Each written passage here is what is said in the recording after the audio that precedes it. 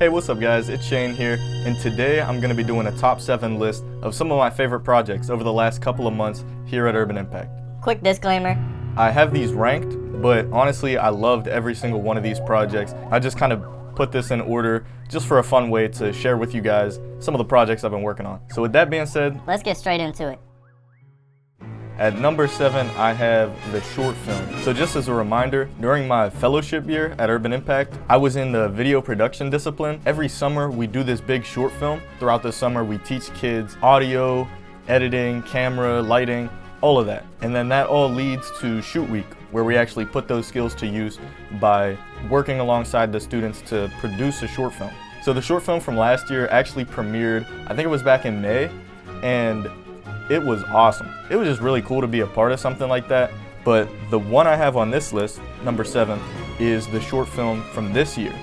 So in my role as a content creator, I shifted from being exclusively with video production, and now I'm across all the different departments. It's actually Shoot Week right now, and so I was there throughout the week helping out.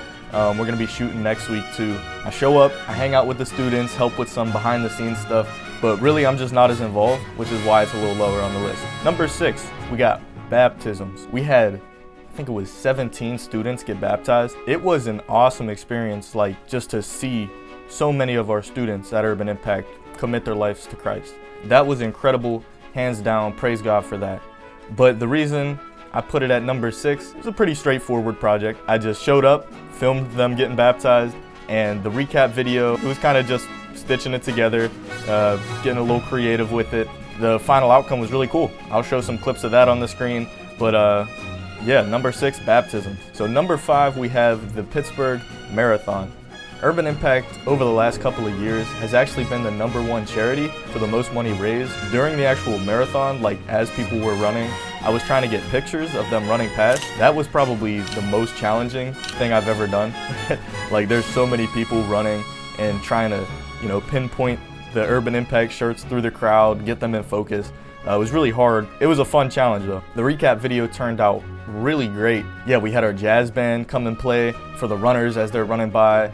I was able to snag an interview or two and take some really cool pictures for our runners. So that was just such a blessing to be a part of. Number 4, we have block parties, also known as Youth Fun Days. So our athletics department hosts these giant block parties throughout the summer. We just had our 4th and final one yesterday as I'm filming this. So I haven't edited a recap video for it yet, so this project's still in the works. What I love most about the block parties is it is a very direct way to reach our community. We have these events all throughout the north side, and we serve food, cotton candy, popcorn, and then we do giveaways as well, like give away a bunch of bikes, electric scooter, AirPods, gift cards and stuff. But the best part is we actually do a gospel response. One of our staff will go up and preach the gospel. They'll have all the kids sit down and then they'll share the gospel with them. We'll give them a Bible. We'll follow up and ask them, why'd you raise your hand, and pray with them. So seeing that firsthand has been such a blessing, and I'm really excited to see how the final product turns out. Number 3, we got Early Impact. So Early Impact is our preschool within Urban Impact, and I think the reason I put that so high is because it caught me off guard how fun this project would be. For some context, the team over at Early Impact, they were looking for a video that would help them explain their mission and vision. And so my coworker Kayla and I, we went in, got some interviews, some B-roll, and dude, it was just such a fun project. I don't know why, but just editing it and just getting to spend some time with the pre-K kids, they were just cracking me up. I don't know, something about it. It was just so clear that they loved their teachers. They loved hanging out with each other. Really fun to be a part of. Definitely a top 3 project. Okay, number 2, we have Summer Day Camp. This is a big one. We have kids come into ACAC, which is our partner church, all throughout the summer, and they're able to continue to grow in academics so they don't fall behind throughout the summer.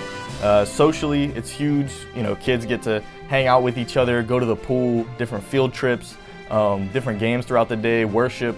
This year, my goal within all of our programs is to capture and share the stories of how God is at work. And so I've been there a lot. It's such a big thing that we do.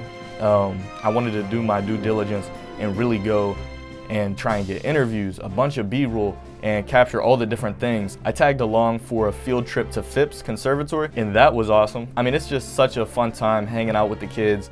They all call me Mr. Beast. Wait! What's up? The kids, seeing the way that they interact with their counselors, seeing the way that they interact with each other, it's just so clear that they're having a great time, and obviously they're able to learn more about who Jesus is. I was walking past the one day, like I was just getting there. I caught them right at the tail end of worship, and you could just hear all the kids at summer day camp just worshiping, and it was like almost made a man tear up. I mean, it was good. Since I've been going there so often, I've been able to grow closer with some of the kids. Oh yeah, Mr. Beast. One kid asked me recently, he was like, well, why is the tree there in the first place in the Garden of Eden? And I was able to walk with him through that. So moments like that is just a reminder of why I do what I do. And again, I'm so excited to see how that project turns out because I haven't started editing yet. All right, last but not least, drum roll please. We have 7v7 football. That project was awesome. So this was all the way back in April, but I got to tag along with our 7v7 football team on their trip to Chicago. The thing I liked about 7v7 is they're traveling, they're staying at hotels and stuff. And so those moments where they're able to be together, these long 8-hour van drives and stuff, I feel like the coaches and the players are able to just grow really close during that time. The players just clearly had such great friendships. And so this was my first time that I was really sent out with all the camera gear. This was kind of a little bit nerve-wracking for me. I still have plenty of footage. I'd love to put together a longer mini documentary type of thing at some point. Coach B, Alan, he's the main head coach for 7v7. He came to me right after the trip and he wanted to share a video with his partner church. And so he asked me, he was like, can you send over a couple clips?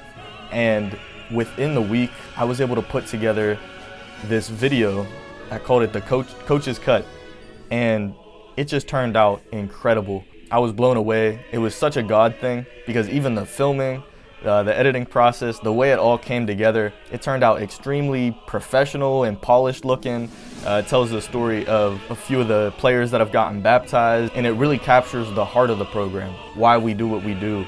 And it speaks a bit on fatherlessness as well. And that led to the video being shared at Man Up, which is our huge men's conference that we do every year. And so that was a really awesome opportunity that I was able to produce something to help inspire men to be godly role models. There were just so many awesome memories from that trip. Really had a great time, and I loved the final outcome. So definitely deserves the #1 spot.